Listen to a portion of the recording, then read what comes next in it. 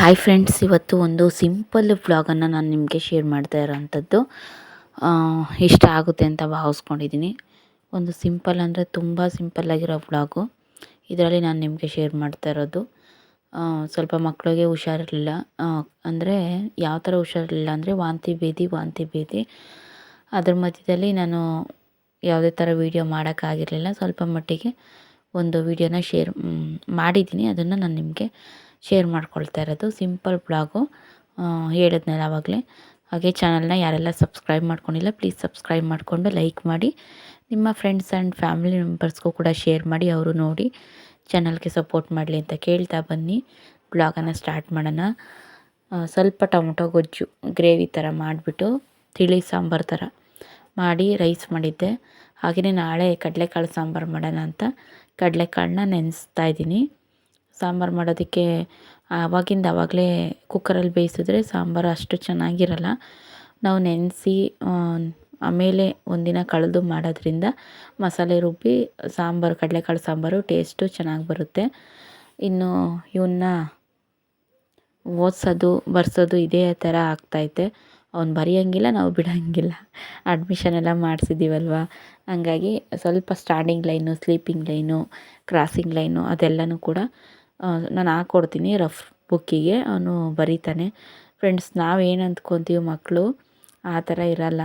ನಾನೇನು ಅಂದ್ಕೊಂಡೆ, ಚಿಕ್ಕವನೇ ಪರವಾಗಿಲ್ಲ, ಏನೂ ಇದಿಲ್ಲ, ಅಪ್ಪ ಅಮ್ಮಗೆ ಟಾರ್ಚರ್ ಕೊಡಲ್ಲ, ತುಂಬ ಸೈಲೆಂಟಾಗಿರ್ತಾನೆ, ಇವನೇನೆ ಇಷ್ಟೊಂದು ಹಠ ಮಾಡ್ತಾನೆ, ಹಂಗೆ ಹಿಂಗೆ ಏನೇನೋ ಅಂದ್ಕೊತಾ ಇದ್ದೆ.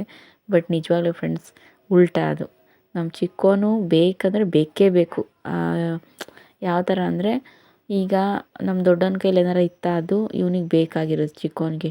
ಇಲ್ಲ ಅಂದರೆ ಬಿದ್ದು ಎದ್ದು ಹೊತ್ತು ಕರೆದು ಏನೋ ಒಂದು ಮಾಡಿ ಕೊಟ್ಬಿಡ್ಬೇಕು ಆ ಥರ.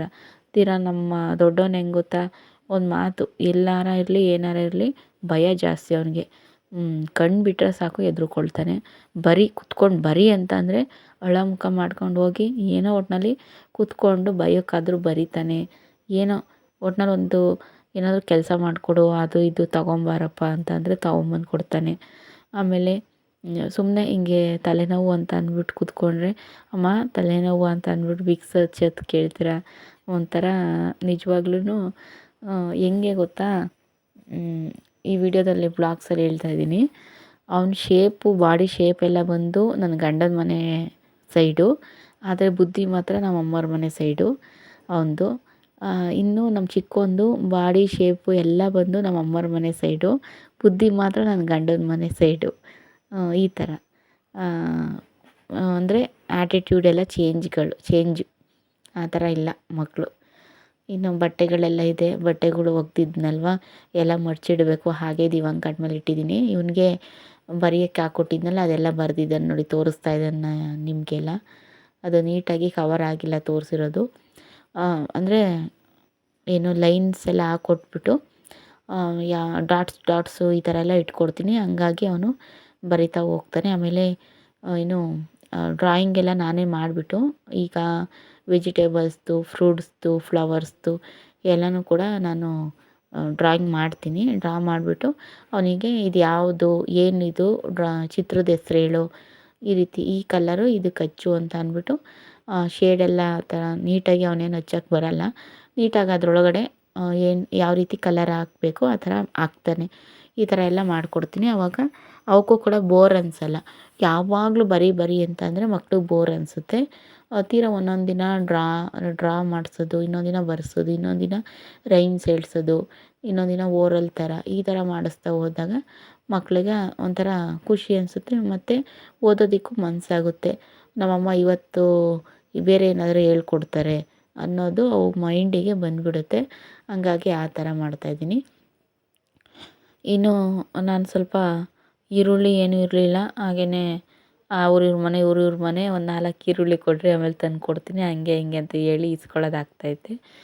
ಮಕ್ಳಿಗೆ ಹುಷಾರಿಲ್ಲ ಅಂತ ಅಂದ್ಬಿಟ್ಟು ಏನೂ ತರೋಕ್ಕೆ ಹೋಗಿಲ್ಲ ಫ್ರೆಂಡ್ಸ್. ಇನ್ನು ಅದಾದಮೇಲೆ ಇವತ್ತು ಸ್ವಲ್ಪ ಉಪ್ಪಿಟ್ಟು ಮಾಡೋಣ ಅಂತ ಅಂದ್ಬಿಟ್ಟು ಇಲ್ಲೇ ಲೋಕಲಲ್ಲಿ ಶ್ರೇಷ್ಠ ಅಂತ ಬರುತ್ತಲ್ಲ ಅದನ್ನೇ ತಂದು ಉಪ್ಪಿಟ್ಟನ್ನ ಮಾಡಿದ್ದೀನಿ. ಮಕ್ಕಳಿಗೆ ಏನಾದರೂ ಒಂದು ವೆರೈಟಿನ ಮಾಡಿಕೊಡ್ತಾ ಇರಬೇಕು. ಇಲ್ಲ ಅಂತಂದರೆ ಏನು ಮಾಡ್ತಾರೆ, ಒಂದೇ ಥರದ ಅನ್ನ ಸಾಂಬಾರು ಅಂತಂದರೆ ತಿನ್ನೋದಕ್ಕೆ ಇಷ್ಟಪಡಲ್ಲ. ಹಂಗಾಗಿ ಏನಾರು ಒಂದೊಂದು ವೆರೈಟಿ, ಅಂದರೆ ಈಗ ಕ್ಯಾರೆಟ್ ಇತ್ತು ಅಂದರೆ ಕ್ಯಾರೆಟ್ ಪಲ್ಯ, ಬೀಟ್ರೋಟ್ ಇತ್ತು ಅಂದರೆ ಬೀಟ್ರೋಟ್ ಪಲ್ಯ, ಚಪಾತಿ, ಇನ್ನೊಂದು ದಿನ ಅವಲಕ್ಕಿ, ಇನ್ನೊಂದು ದಿನ ಉಪ್ಪಿಟ್ಟು, ಈ ಥರನಾದ್ರೂ ಮಾಡಿಕೊಟ್ರೆ ಇಷ್ಟಪಟ್ಟು ತಿಂತವೆ.